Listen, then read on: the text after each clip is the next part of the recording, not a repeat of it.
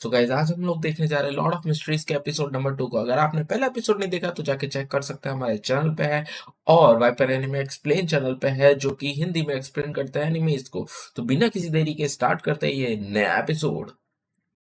Hello anime lovers, स्वागत है आपका वाइपर एनीमे एक्सप्लेन्ड चैनल पर। और आज हम देखेंगे लॉर्ड ऑफ द मिस्ट्रीज के एपिसोड नंबर 2 को। इसके पहले एपिसोड की लिंक आपको डिस्क्रिप्शन में मिल जाएगी। तो चलिए जानते हैं इसकी आगे की कहानी को एपिसोड नंबर 2 के साथ, जिसका नाम है बियॉन्डर। तो अब तक हमने देखा कि डन स्मिथ क्लाइन से मिलने आता है और उसे बताता है कि एंटीगोनस फैमिली की किताब अब भी मिसिंग है और तुम खतरे में हो, तो तुम हमें ज्वाइन करके एक बियॉन्डर क्यों नहीं बन जाते। अब अगले दिन क्लाइन डन से मिलने जाता है। डन ने एक एड्रेस दिया था जो कि हाउंड पब का था। अब क्लाइन सोचता है कि उसे नाइट हॉक्स को ज्वाइन कर लेना चाहिए, ऐसा करने पर वो सेफ भी रहेगा और उसे इस जादुई दुनिया के बारे में और भी चीजें पता चलेंगी। क्लाइन हाउंड पब के अंदर जाता है और देखता है कि यहाँ तो एक पिंजरे में 2 कुत्तों को बंद किया हुआ था और लोग सट्टा लगा रहे थे। क्लाइन यहाँ पर राइट नाम के आदमी से मिलता है और उसे बताता है कि मुझे डन स्मिथ ने यहाँ का पता दिया था। ये सुनकर वो आदमी क्लाइन को एक एलिवेटर में भेज देता है, जिससे क्लाइन नाइट हॉक के ऑफिस में पहुंच जाता है। यहाँ फ्रंट डेस्क पर रोजन नाम की क्लर्क बैठी हुई थी, जिसे क्लाइन बताता है कि उसे डन स्मिथ ने बुलाया है। रोजेन अब क्लाइन को अपने साथ चलने को बोलती है। रास्ते में क्लाइन कुछ बियॉन्डर्स से भी मिलता है, जैसे लेनर्ड, रॉयल, फ्राई और कैनली। रोजेन अब क्लाइन को आगे से राइट जाने को बोलती है, वहीं डन का ऑफिस है। क्लाइन पूछता है कि वो उसके साथ नहीं चलेगी क्या, तो रोजेन कहती है कि उसे डन से डर लगता है, वो बहुत ही अच्छे और केयरिंग है, उसके फादर की तरह। क्लाइन बोलता है कि अपने फादर से डरना कौन सी बड़ी बात है। खैर, क्लाइन के सामने एक बड़ा सा दरवाजा आता है जिसका नाम चाइनीज गेट है। इसके बाजू वाले कमरे में डन स्मिथ बैठा हुआ था। डन अब क्लाइन को एक पेपर साइन करने को बोलता है, जिस पर लिखा था स्पेशल ऑपरेशन डिपार्टमेंट, आवा country police, 7th unit. Klein पूछता है कि मुझे लगा आप ब्लैक थॉर्न सिक्योरिटी कंपनी के लिए काम करते हैं, जिस पर डन बताता है कि वो एक नकली नाम है। असल में ये लोग चर्च ऑफ एवरनाइट गॉडेस के लिए काम करते हैं और जब भी कोई सुपरनैचुरल क्राइम होता है तो ये लोग ही उसे सॉल्व करने जाते हैं और इन्हें नाइट हॉक कहा जाता है और अब से क्लाइन भी उनमें से एक है। क्लाइन बोलता है कि फिर मैं आपको कैप्टन कहकर बुलाऊंगा। डन अब क्लाइन को चेतावनी भी देता है, क्योंकि एक बियॉन्डर बनने में बहुत खतरा होता है। वो क्लाइन को एक कमरे में ले जाता है जहां ढेर सारे लोगों के नाम लिखे हुए थे। डन बताता है कि ये सब लोग वो हैं जो नाइट हॉक में काम करते थे और मारे गए। ज्यादातर लोग अपना कंट्रोल खो बैठे थे। डन अब पूछता है कि तुम्हें मिथ ऑफ क्रिएशन के बारे में कितना पता है, तो क्लाइन बताता है कि सबसे पहले ईश्वर यानी क्रिएटर ने जन्म लिया, उसने रोशनी की पहली किरण बनाई और फिर पूरे संसार को बनाया। उसकी एक आंख सूरज बनी और दूसरी आंख क्रिम्सन मून, और उसके शरीर से ये धरती और तारे बने। डन कहता है कि हम सबको ये कहानी पता है। खैर, इंसान कुछ रहस्यमय इंग्रेडिएंट्स को मिलाकर पोशंस बनाता है, जिन्हें पीने से हमें पाथवेज की पावर मिलती है। क्लाइन सोचता है कि पाथवेज के बारे में तो ग्रे फॉग वाले आदमी ने भी बताया था कि पूरे 22 पाथवेज होते हैं। डन स्मिथ कहता है कि हमारे पास 4 पाथवेज के पोशन रखे हुए हैं। अब जैसा कि मैंने बताया कि हर पाथवे सीक्वेंस 9 से शुरू होता है, तो इनके पास 4 सीक्वेंस 9 के पोशन रखे हुए थे। पहले का नाम है स्लीपलेस, जो कि डार्कनेस पाथवे का पोशन है। द कॉर्प्स कलेक्टर, जो कि डेथ पाथवे का पोशन है। मिस्ट्री प्रायर, जो कि हर्मिट पाथवे का पोशन है। और सियर, जो कि फूल पाथवे का पोशन है। अगर क्लाइन शुरू के 2 पाथवे में से कोई चुनता है तो उसे लड़ाई वाली पावर मिलेंगी, वहीं बाकी 2 के साथ ऐसा नहीं है। और हाँ, सियर का इनके पास बस एक ही पोशन पड़ा है। डन अब क्लाइन को ओल्ड नील से मिलने भेजता है। वो फैसला लेने में उसकी मदद करेगा कि उसे कौन से पाथवे को चुनना चाहिए। क्लाइन रास्ते में सोचता है कि वो कोई भी पोशन चूज करे, उसे तो बस इस दुनिया के बारे में जानकारी इकट्ठा करनी है। स्लीपलेस और कॉर्प्स कलेक्टर तो नाम से ही डरावने लग रहे थे, तो उन्हें तो क्लाइन नहीं चुनेगा। अब बचे मिस्ट्री प्रायर और सियर। क्लाइन को समझ नहीं आता कि इन दोनों में से क्या चुने। क्लाइन अब एल्केमी रूम में पहुंच जाता है, जहां उसकी मुलाकात ओल्ड नील से होती है, जो खुद एक मिस्ट्री प्रायर यानी सीक्वेंस 9 का बियॉन्डर है। ओल्ड नील क्लाइन से कहता है कि आराम से डिसाइड कर लेना, पहले बुक्स रखने में मेरी मदद करो। इसी बीच ओल्ड नील बताता है कि उसके पास एम्परर रोजेल की एक डायरी है, लेकिन उसमें पता नहीं कौन सी भाषा लिखी है कि 150 साल बाद भी कोई इसे समझ नहीं पाया है। वो कुछ पन्ने क्लाइन को भी दिखाता है और क्लाइन देखता है कि इसमें तो चाइनीज लिखी हुई है, जिसे वो आराम से पढ़ सकता है, क्योंकि वो चाइना से ही तो आया है। और ये कंफर्म हो जाता है कि रोजेल भी क्लाइन की ही तरह एक दूसरी दुनिया से यहाँ आया था, बल्कि वो भी चाइना का ही था। इनमें रोजेल ने अपनी लाइफ के बारे में लिखा था कि वो कितना मस्त आदमी था। एक जगह उसने ये भी लिखा था कि पोशंस की पावर्स को मास्टर करने के लिए उस तरह की एक्टिंग भी करनी होती है। पोशंस के नाम सिर्फ नाम नहीं बल्कि उस पावर को अपने अंदर समा लेने का तरीका भी है। क्लाइन अब आगे पढ़ने लगता है। आगे रोजेल ने लिखा था कि मैंने पाथवे चुनने में बहुत बड़ी गलती कर दी। मुझे अप्रेंटिस,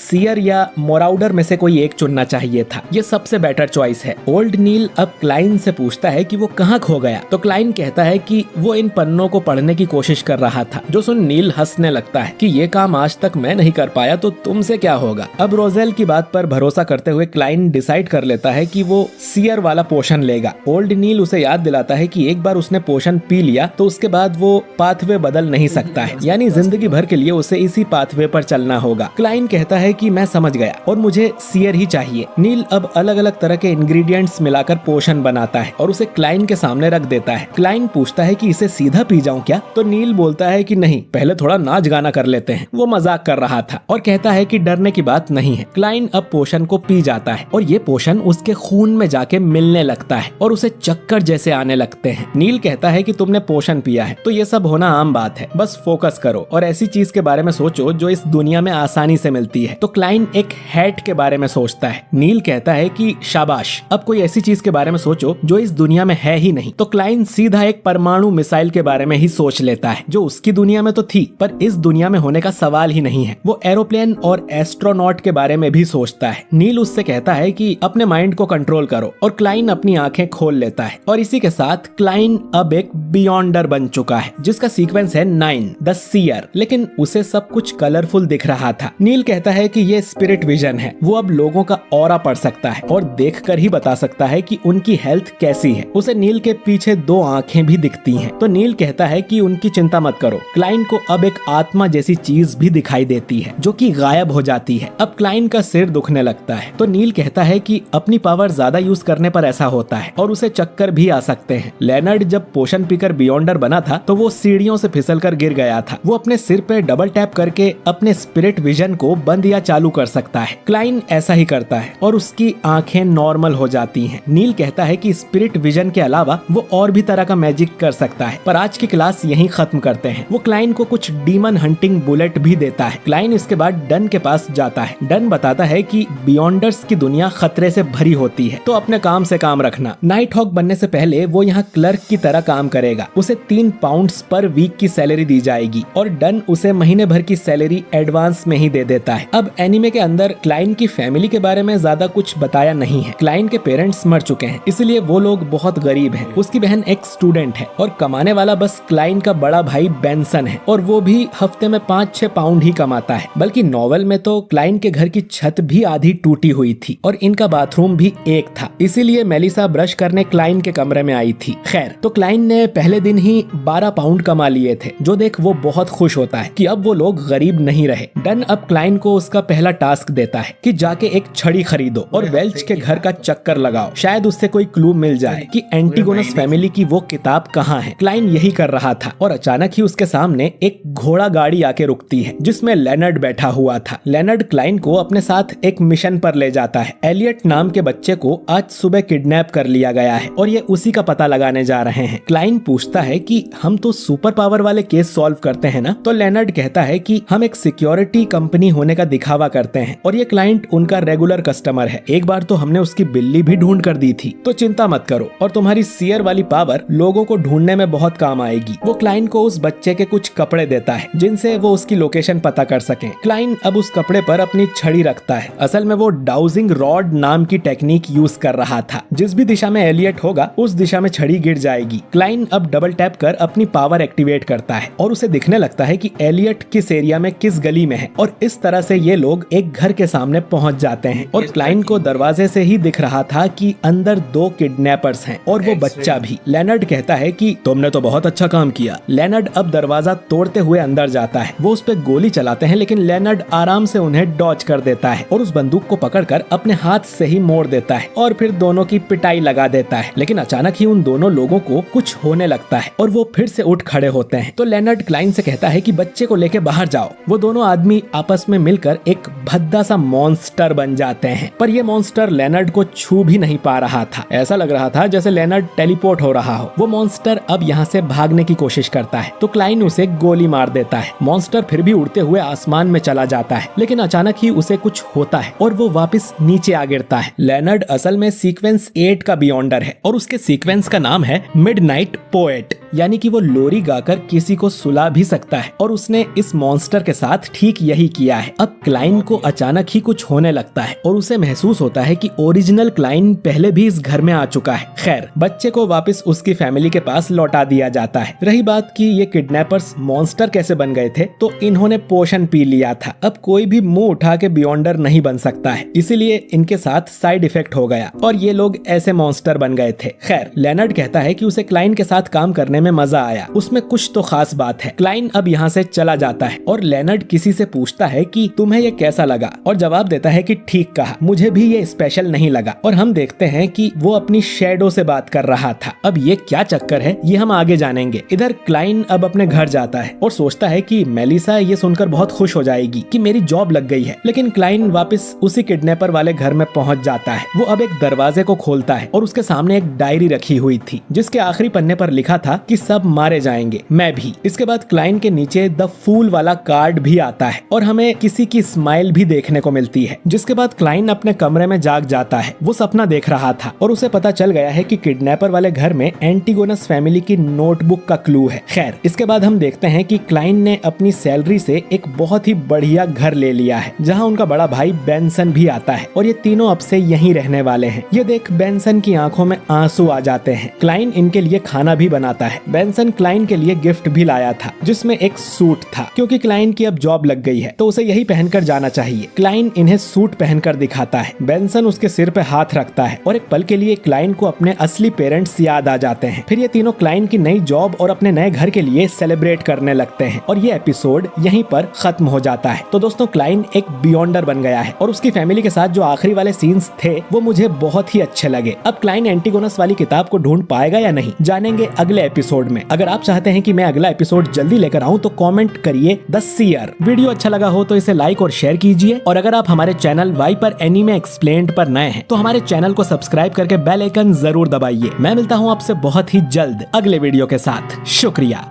तो गाइस, मुझे देख के तो मजा आ गया। Episode number 2 of Lord of mysteries, episode 3 और 4 और 5 और 6 जरूर आएंगे इस चैनल के ऊपर। मिलता हूँ आपसे अगली वीडियो में, तब तक के लिए बाय।